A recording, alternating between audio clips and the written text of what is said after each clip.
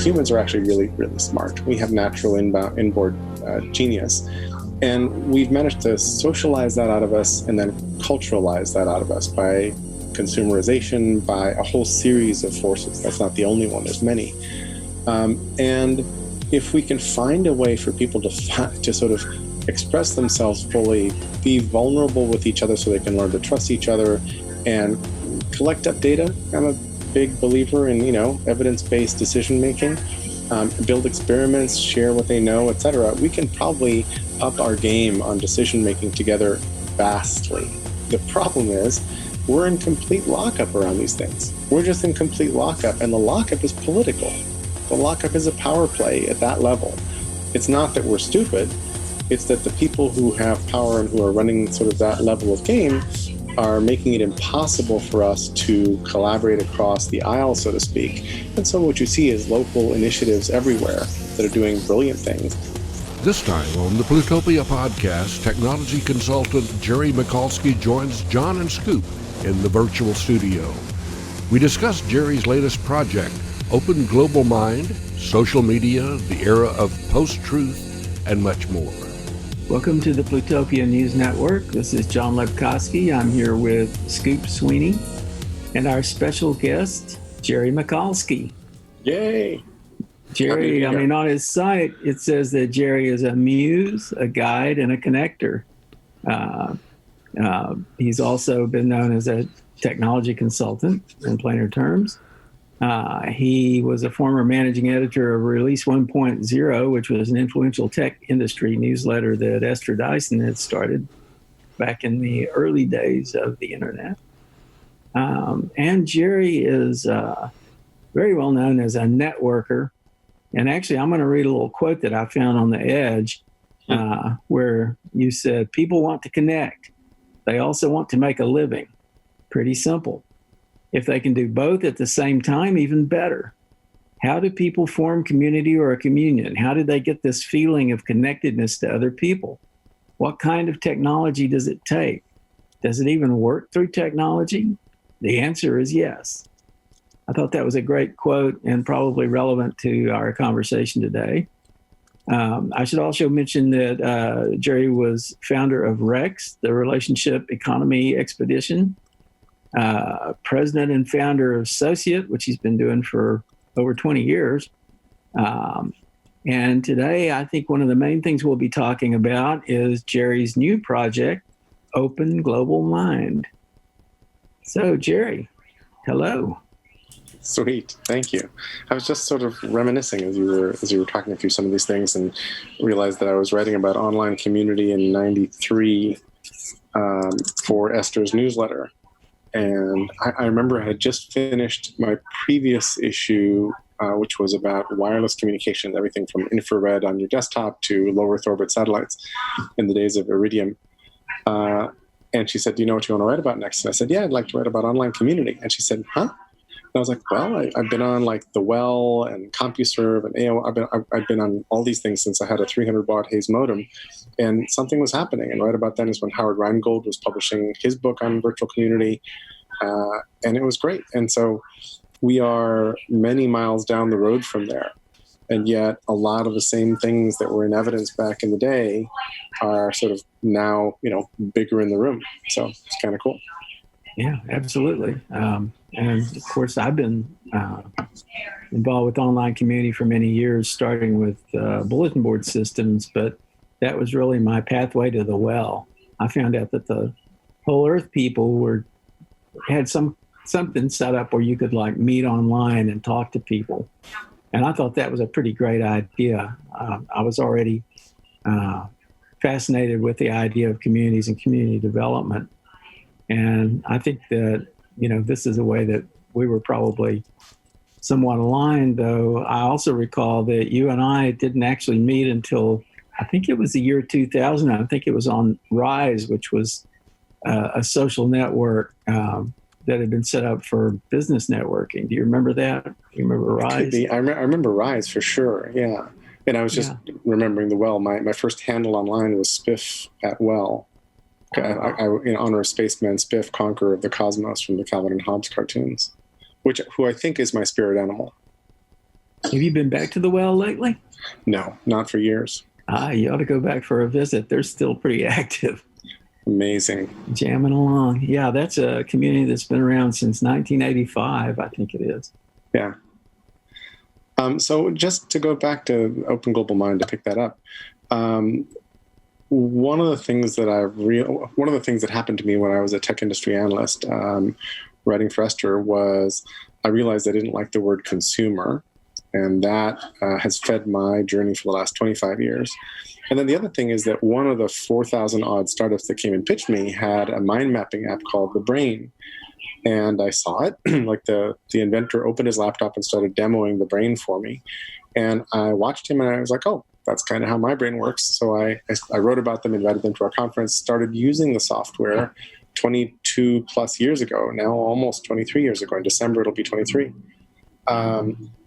And one of the big lessons from using something that let me curate things over time was that we are amnesic, that we have no memory, and that having no memory makes us, in some sense, stupider, because we're not able to express what we know very well. We're not able to share it and improve it over time and debate with it and set up experiments around it and make better decisions and all that.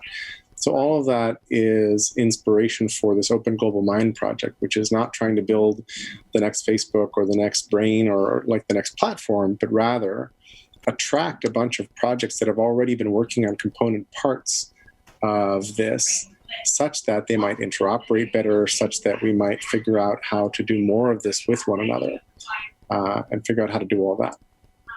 And isn't it kind of similar to work that you've done in the past, not with a specific technology, but just in bringing a lot of people together who have projects and who can come together and sort of discuss their projects with each other or pitch their projects to each other? Very much. When I say that I'm a connector, online in one of my profiles, I mean it in the Malcolm Gladwell sense from The Tipping Point, mavens, salespeople, and connectors.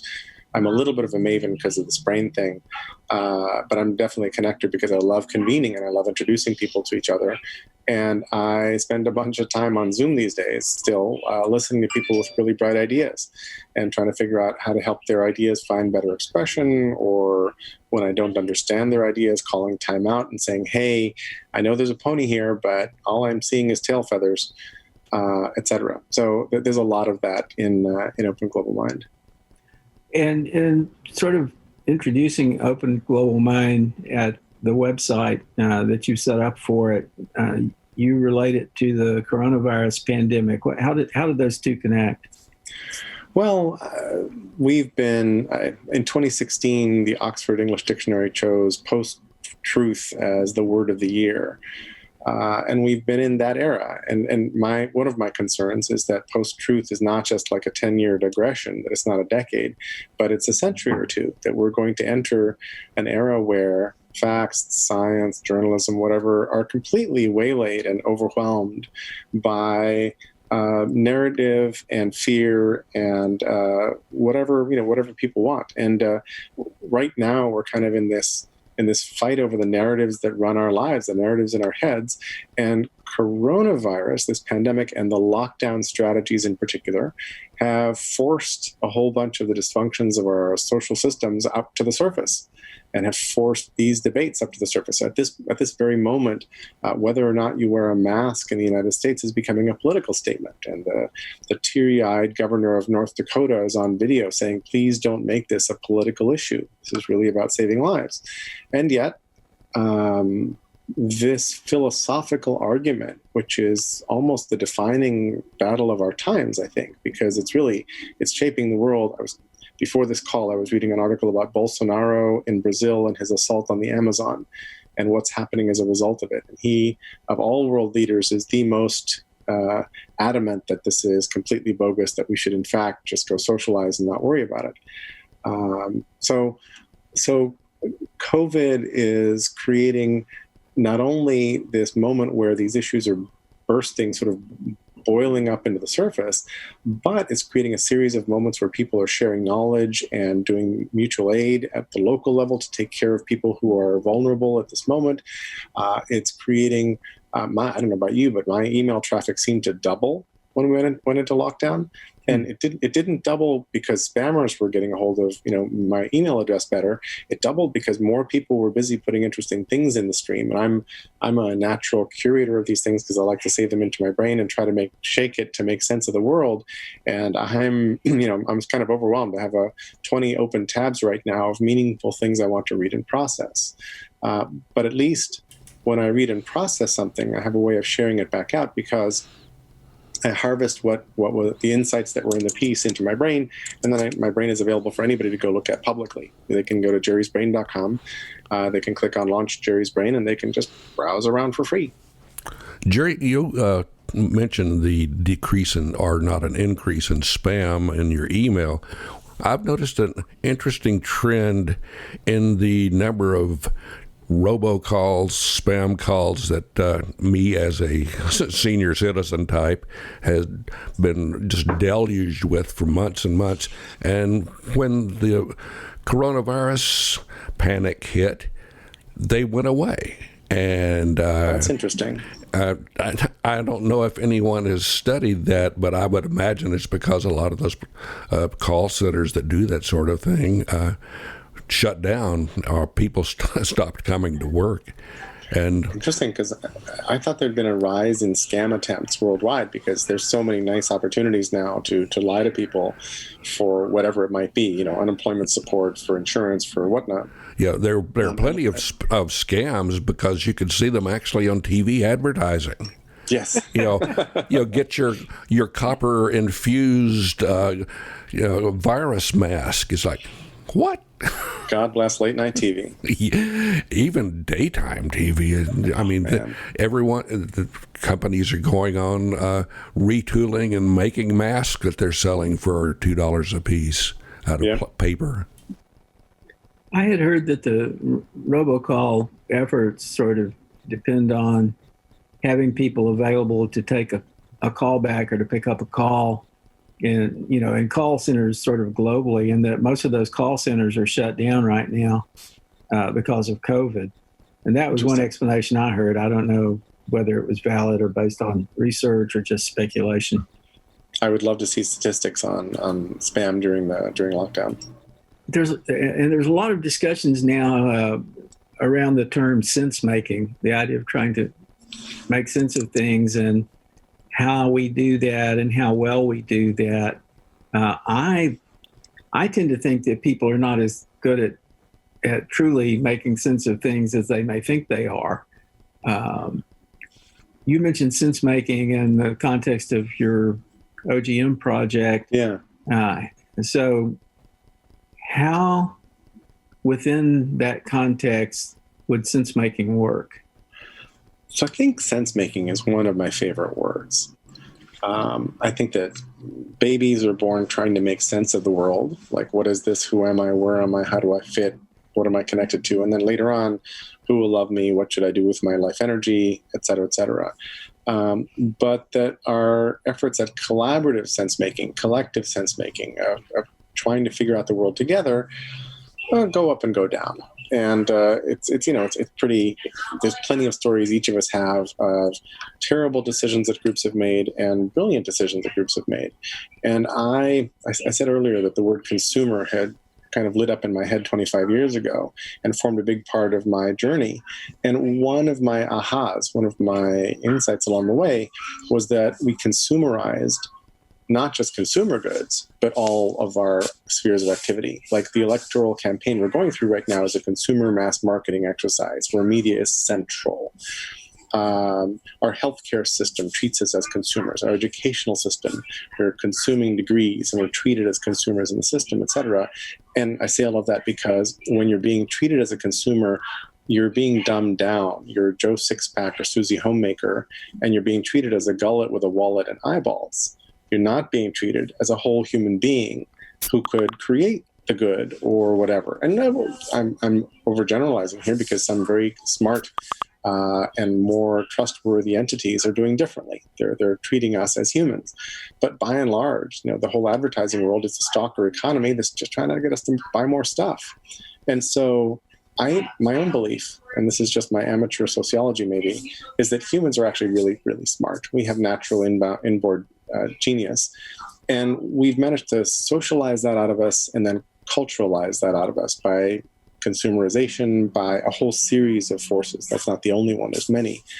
And if we can find a way for people to sort of express themselves fully, be vulnerable with each other so they can learn to trust each other and collect up data. I'm a big believer in, evidence-based decision-making, build experiments, share what they know, et cetera. We can probably up our game on decision-making together vastly. The problem is we're in complete lockup around these things. We're just in complete lockup, and the lockup is political. The lockup is a power play at that level. It's not that we're stupid. It's that the people who have power and who are running sort of that level of game are making it impossible for us to collaborate across the aisle, so to speak.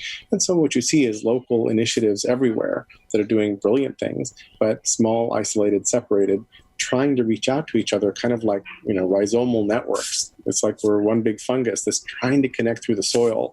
And part of what I hope Open Global Mind does is it creates some really fertile soil where these networks can bind together, figure out how they can work with one another, and figure out how they can collaborate to build a better platform and set of tools with which we can have these better conversations, and not just among themselves, but with people they consider to be the other, with a capital O, people they are afraid of, people who've been attacking them, people who whatever.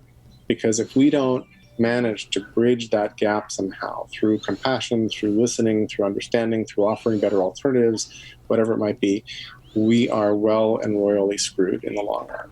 Simply it seems to me screwed. that part of the problem here is that in sort of evolving to sort of deal with mass communications and mass marketing and mass whatever, that we had to go to a level of abstraction where we sort of like abstracted our humanness out of it. And, the relationships of like marketing people and people who are trying to do sales, large sales efforts and that sort of thing. And definitely in politics too, they're relating to people as statistics and as stereotypes and not necessarily, human to human. And that we've lost that sense of relating to each other as human beings, really. And that we have just built sort of like templates of perception where we sort of see people as according to a conception that we have in our heads, and not necessarily taking the time to find out who that person really is or who those persons really are. Yes, on 5 different levels. And one of those levels is just the technology that we use to communicate and that businesses use to communicate has been media, right? So you make a whole lot of product in your factory, you've got to let people know about it. So early on there were circulars, then newspapers, then radio, then TV. And, TV becomes like when TV shows up, all these things kind of click in together and we really get mass media. And then World War II ends. And a whole bunch of GIs come off the war and go to try to find jobs, and a bunch of them end up on Madison Avenue. If you watch Mad Men, you'll get a feel for it. And they look at this one-way broadcast medium where you basically launch stuff, and they're like, oh, I know what this looks like. This looks like artillery or bombing. And so the language of advertising is the language of a military campaign. And everybody seems to have this idea that it's therefore impossible to have any kind of authentic one-to-one conversations because there's just too many of us. That scale, the 3 words that have killed more good ideas that I've seen are it won't scale. Because we think we can't do industrial scale, large scale with human relationships. I think that's impossible. I like your observation about the military terminology, because one of the things we're always hearing about the media is we're being bombarded by media. Yes. And these days it's not very many voices being heard because the media is basically 3 or 4 big organizations that are pushing out all of that media. Absolutely. And now social media means all of us are pushing out media, and your average fifth grader can become a media star all of a sudden by doing something that goes viral. And you're the fifth grader standing in the same classroom going, oh, wait a minute. The thunderbolt of fame could land on me if only I do something wacky enough. And that warps everything too. So we're kind of way down the rabbit hole of old media meets new media meets everything else. And we happen to have a US president who understands this. I call it modern power. I put out a couple of videos recently about Trump and how to manage Trump in this next electoral cycle and the one we're in. And I said Trump, in the 2016 electoral cycle, Trump was the only politician running for president who understood modern power. He understood that there was no way that CNN or MSNBC or anybody else could close the camera. They could shut the eye because their money depended entirely on showing this crazy clown shit show that he was doing intentionally. And he was then using Twitter to reinforce it, and you can watch my videos for more details on it. But that's crazy, but he did it and won, just barely. He didn't win the popular vote, but squeaked through the electoral vote, and there was an orderly transfer of power. So here we are. And he is one of a dozen populists, increasingly autocratic, alt-right kind of people running countries right now. I mentioned Bolsonaro, there's Orban, there's a whole series of people doing this around the world. So this is a big deal right now. And to my mind, if we can find our way through it to make better decisions together, that's going to be a big win. You mentioned his use of social media, and the slapdown finally came today when Twitter dared to tag him as inaccurate content. Did you go to Twitter and look at that tweet? Yeah, and it was just about voting, I believe, wasn't it? Yes, but there's just like a label with a little exclamation point on it that says, for facts on voting. It does not say there's not like a red margin on the tweet or a yellow and black ribbon around it that says this is a lie. It just says, for facts on mail, mail by vote, go click here. And if you were to click, which nobody on the right is going to do, not a soul, you then might see some articles about, hey, what Trump is saying is counterfactual, blah, blah, blah. But I don't think Twitter went way nearly far enough in doing this. And I don't know that this smackdown works at all, because I remember the day when Mitt Romney tried to throw his body in front of the Trump train during the campaign. And then I remember watching CNN as Trump took an hour to show up while they had the chyron saying Trump to answer, and then took an hour to pimp his hotel, destroy Romney, and proceed to win the election. Interesting that you mentioned Romney, because another story today was that Romney was, I guess I shouldn't use the word attack, but that he was maybe confronting Trump about Trump's ongoing disinformation spreading about Joe Scarborough, that Joe Scarborough may have murdered an intern. Right. And Romney said, enough of this, let's just cut this out. That is not going to help anything. I mean, it's not going to stop Trump. Is going to stop? How many times has Trump been told not to talk about birtherism and Obama? How many times? Right? And Trump arguably became president riding that horse. I don't think it matters whether it stops Trump himself. I think it matters whether it resonates with people who might otherwise have continued to support Trump.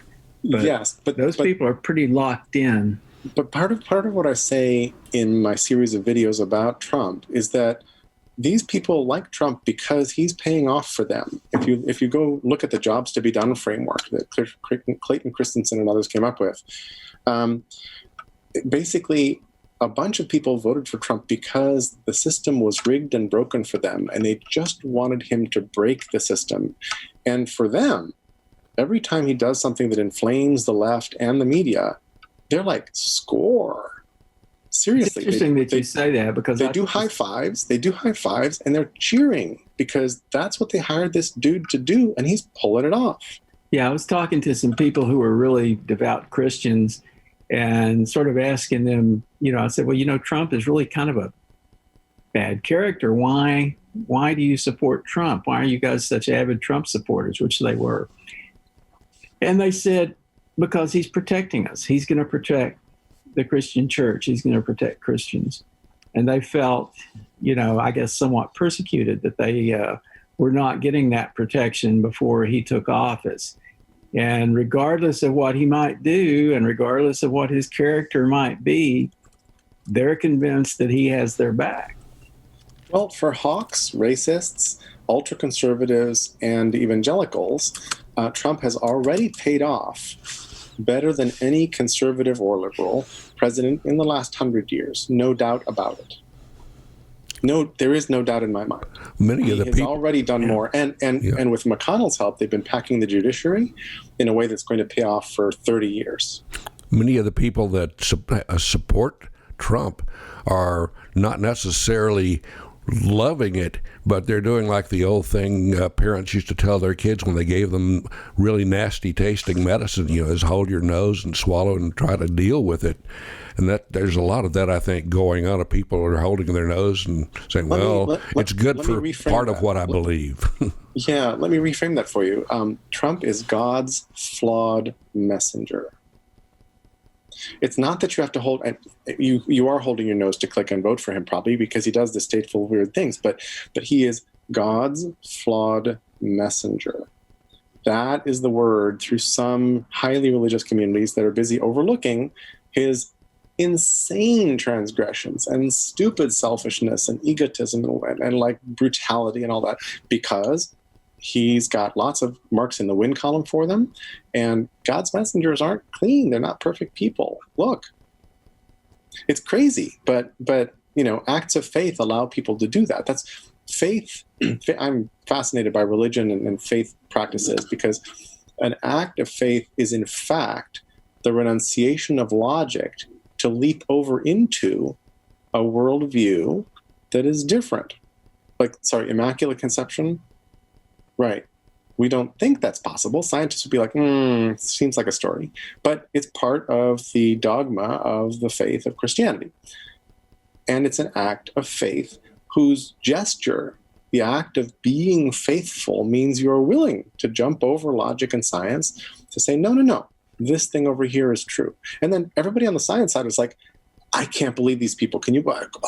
And I'm kind of on the left, although I have lots of critiques of the left. We're agog. We're aghast. We're like boggled and frothy. And when you're frothy, you're disabled.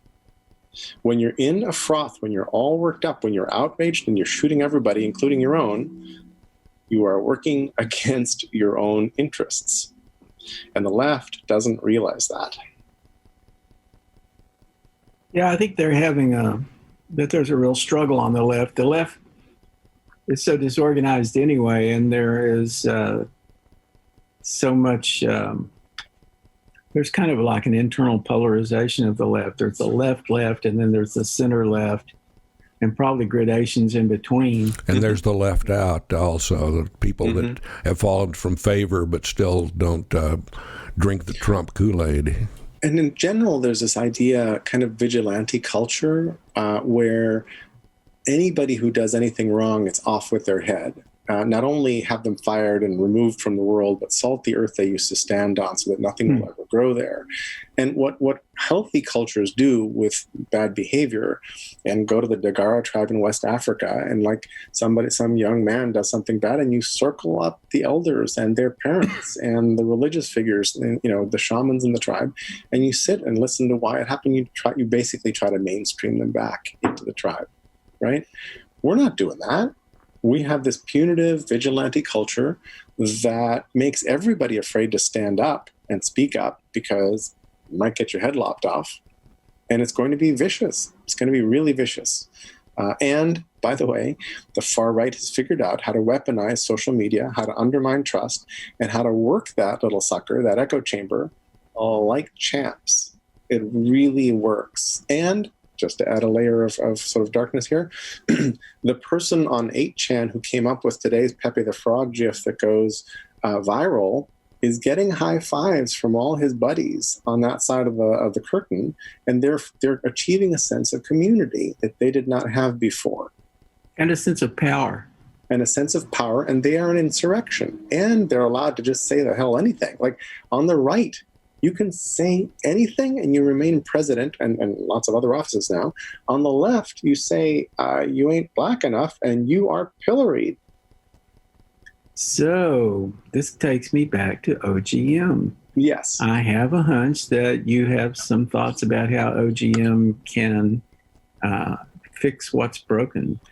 Well, I don't have magic. I don't have the silver bullet that solves this or conquers it. I have a bunch of ideas about how to convene people to chew on different parts of this and to bring people who've done really miraculous things into the conversation. So Daryl Davis is a black jazz pianist and lovely human who, over the last 30, 35 years, has patiently gone and talked to KKK members over and over and over. And he has a collection of some 200 or 300 robes in his garage that were given to him by grand dragons and other high officials of the KKK who renounced it and left and have become his friends. And he did so by showing up and by treating them with respect. Dia Khan is a documentary filmmaker who did the film White Right, and went into the homes and shooting ranges and clubhouses of white supremacists. She's from Pakistan. There might have been a sound person there, I don't know, but you can tell in the interviews that at some point these white supremacists were looking at her, looking around going, shit, this is a hard conversation, but she's really vulnerable here. She's kind of put herself in danger to talk to me and listen, and she's asking a bunch of challenging questions. Those things are as important as, should we use Facebook chats or Discus or something else? Right? That the technological decisions are interesting and messy and varied. Like, there's so many of them to make, because we've really screwed up how the technology kind of tries to help us but fails to help us. In particular, I refer to our lack of memory. Like, we're easy to spin because we have no shared memory. I saw that only because for 20 plus years I used this mind mapping thing that let me curate my memory. And so I can consult, Jon, your entry in my brain is ancient and is full of stuff that you've done and written. And I can go back and look you up in my brain and refresh my wet brain, the onboard one, and get a picture of what I remember about you very, very quickly. And then as you do new things, I just add them, and they get connected not only to you, but to whatever the topic is that you're writing about, to other people's ideas about that topic. This process nobody gets to do, because we're drowning in the info torrent, because all of our tools are flow tools and none of them are for curating a stock. There's only the Wikipedia. That's the only other tool I know of that does this. And the Wikipedia is very different from this brain thing.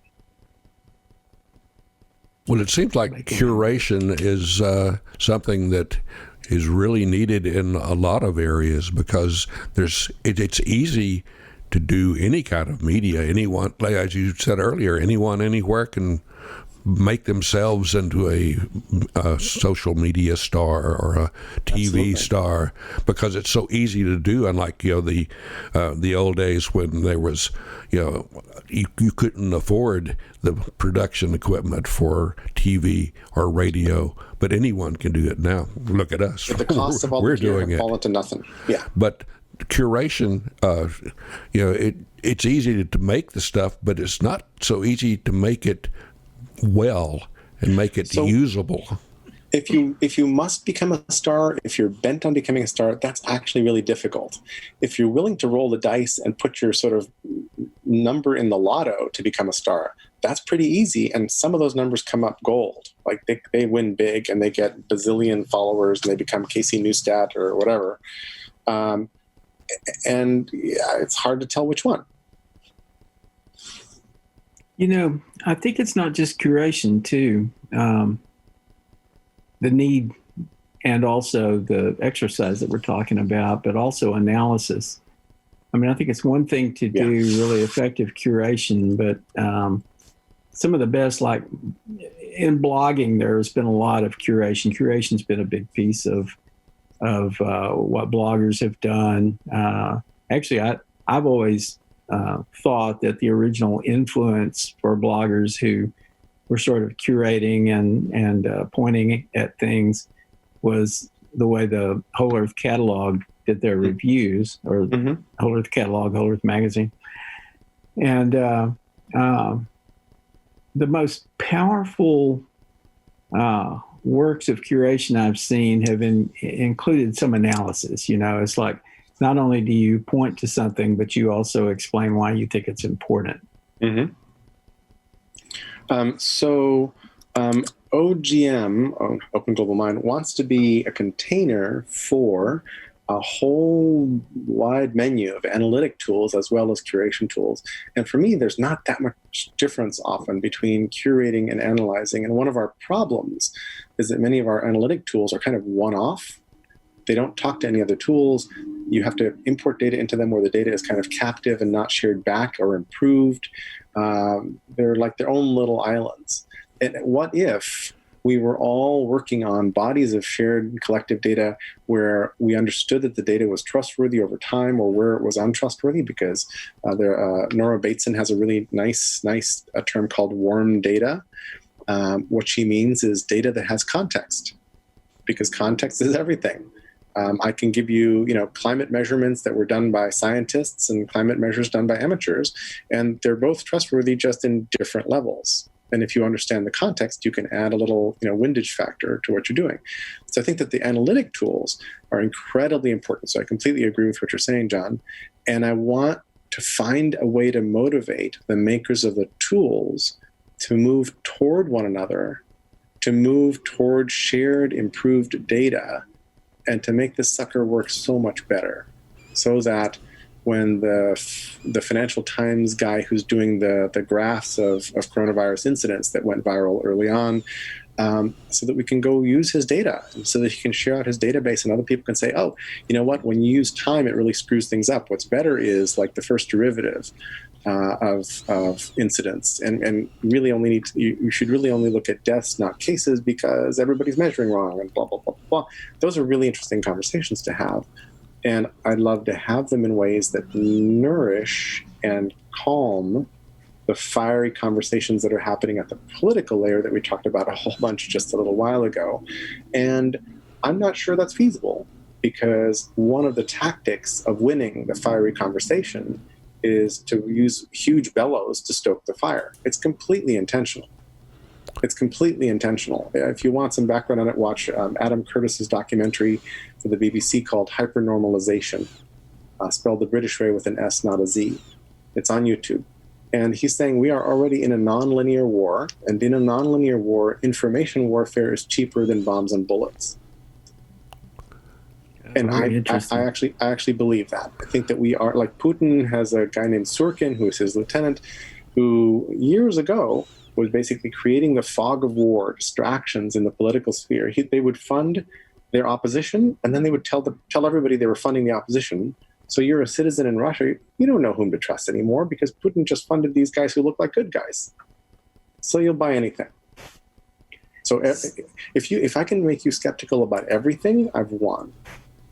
I'm starting to think, I'm starting to see you as kind of like a contemporary Stuart Brand, and OGM is kind of like what the Whole Earth catalog Stuart's one of my role models. I admire him a lot. I don't know that I agree with him politically, but I love what he's done. And Kevin Kelly also. I would love to see interaction, between all these curation and analysis applications or things, but it's not going to happen in the big corporations, because we've all of us have been together on the internet and in computing for a long time, and they do not share well together. Microsoft does not want their stuff to run on any other platform. No, that's changed a lot under current management. I mean, the Microsoft of today is real different from the Microsoft that I grew up in as an analyst. I mean, it really has changed a lot. But still, they're sort of protective. And I'm trying to find the furry little mammals that are trying to outrun the dinosaurs and get the mammals together to say, all right, dudes, like, if we can work together, one of the analogies I like is like leaf cutter ants. Do you guys know that leaf cutter ants don't eat leaves? They cut them, right? They cut the leaves, but they can't digest the leaf. They can't eat the leaf. So they cut the leaves. They take them down into the nest. They hand them off to basically the curator, the farmer ants that are right on the fungus. And there is this gigantic fungus that they're tending down underneath in their nest, and they mulch up the leaves, and with their spit on the fungus, basically the fungus metabolizes the plant matter and turns it turns it into a beautiful nectar that all the ants eat. So by keeping the fungus healthy, all the ants stay alive. And it gets really interesting and detailed. Like there's a white powder that's all over the ants that are closest to the fungus. That white powder turns out to be a natural antibacterial that keeps the fungus healthy. All kinds of interesting things happening here.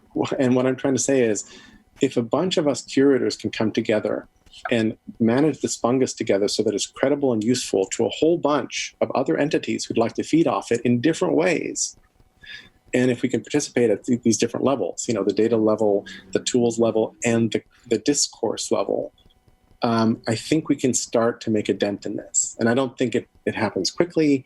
I don't, I make no claim to have a magic bullet that anything like in the middle of this is suddenly gonna dissolve everything. But if we don't do this, I think our future is really bleak. The reason I thought of Whole Earth was because, their sort of motto or tagline was access to tools, or maybe access to tools and ideas. And it sounds to me like you're kind of building up this doesn't seem like you're building a tool, you're building a network, and you're building a network that facilitates access to tools. Am I right about that? Yeah, and that brings people together to think and rethink how they're doing things. There may even be, this thing, Open Gold Mine, is still in the early phases, but there may even be a playful religion in here. Like what? And I say that because right this minute we're at a moment where the social contract is being renegotiated by force worldwide. The protest movements, the Arab Spring, Occupy, all kinds of other protests that have happened, these are all fights against the social contract, which isn't working all that well everywhere. In America, it seems broken to me. The European Union seems to be falling apart. China is trying to make itself the hero of COVID, but was kind of a bit of the cause of COVID, et cetera. But we're all trying to figure out, what is our agreement with one another and with our governments? And should we have a government small enough to drown it in the bathtub like Reverend Norquist would like? Or should we have a government that's more like Sweden, right? Which is not small enough to drown in a bathtub, but does like pretty good things. And of course, I say Sweden because intentionally it's controversial in the middle of this COVID epidemic.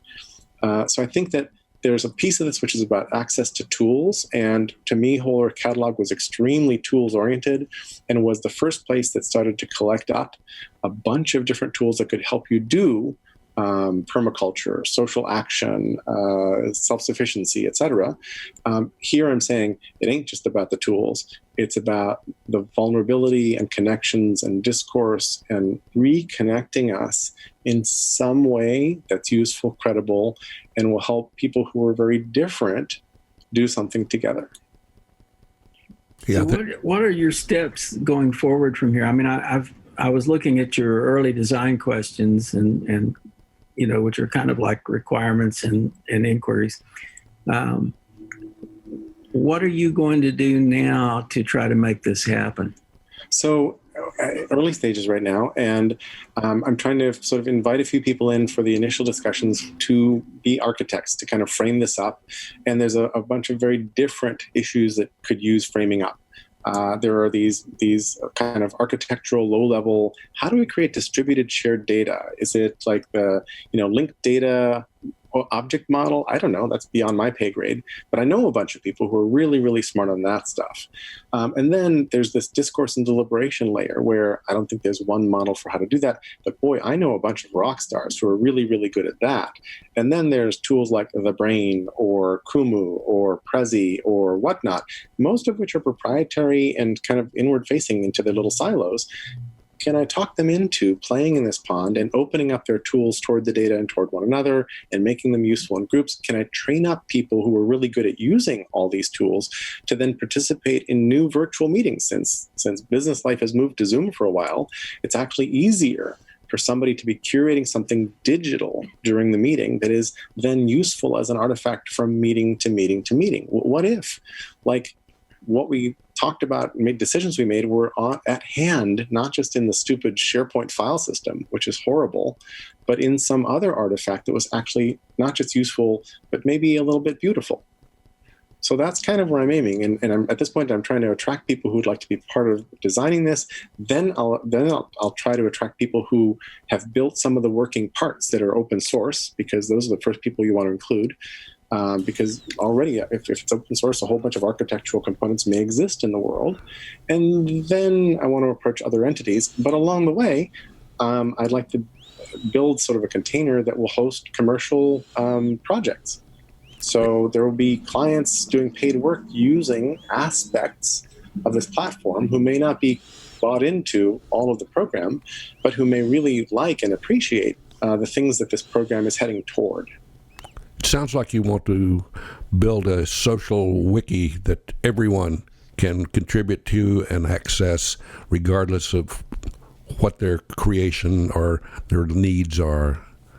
I think if you remove whatever anybody's personal biases about wikis are from that sentence and hold like the ideal thought of what a wiki could be, like working wikily, I'm completely on board. Are you familiar with data.world? Let me look. I actually put a link in the chat. Oh, cool. I haven't been looking at the chat. I don't know that I know them. Yeah, I'd introduce you. Brett Hurt, who is the CEO of Data.World, is going to be our guest on our live thing next Tuesday night. Oh, cool. And, what they're doing is they're building a sort of framework for hosting databases. Fabulous. That's very cool. Data catalog. A data catalog, he calls it. Yeah. Yeah. What's his name? Brett Hurt. Brett, H-U-R-T? H-U-R-T, yeah. I'll make an online intro. So I have Brett in my brain under core metrics. Is that the right Brett? Yeah, he was a core metrics guy. He did core metrics and he did Bazaar Voice. Okay. So all I have him under is core metrics. I don't even have his LinkedIn profile connected to it, but I can build from there. Yeah, good guy to talk to. That's awesome. Thank you. So Jerry, we usually go for about 45 minutes. I think we're about at the end. Is there anything else you want to say to sort of wrap up the conversation that we've been having? So it's funny because some of what we're talking about sounds like it's a little geeky or a little abstract or a little whatever, but in our conversation, we rapidly went to places that are important. Like, could we make it so that we stop fighting each other over the joystick before crashing into the canyon wall as a society? I think to me that sounds important, right? And that's what it feels like we're doing right now. And so I'm interested in provoking that conversation, and I'm painfully aware of the dynamics in the arena and the fact that some people, I coined the term denial of discourse attacks some years ago, because everybody knows what a denial of service attack is on the web. When send your server too many pings so it can't serve anybody. Denial of discourse attack is basically flooding the arena and undermining the credibility of the person hosting the conversation or making the accusation or whatever. And before you know it, it's impossible to have that conversation. How can we create trustworthy conversations and experiments in that arena, in that world? And so I'm an idealist and an optimist at heart. I'm also a bit of a cynical realist, as you can probably tell from how I'm painting, my picture of how I think the world works and where we are now. So I'm hopeful because I think this could be a really exciting thing to do together. If people are looking for a sense of purpose in what they do every day, we've got lots of purpose on the table here. So I'm excited to be doing this, and it feels like it pulls together a lot of things that I've cared about for a really long time. And it's interesting to people like you, who I would like to lure into it, etc. So there we are. I'm very lureable these days. Well, if you get it going, I'll sign me up. Awesome. Yeah. Well, thank you for the invitation to this conversation. I really appreciate it. It's nice to think out loud and to think with you. Well, yeah, let's follow up in a couple of months and see where we are. Perfect. Excellent. Well, thanks, Jerry. Thank you, guys. Learn more about Jerry and Open Global Mind at openglobalmind.com and jerrymichalski.com. You can stay in touch with Plutopia at plutopia.io. On Facebook, look for @Plutopia News. On Twitter, it's @Plutopia. With Jon Michalski, I'm Scoop Sweeney. This is the Plutopia News Network, 20 minutes into the future.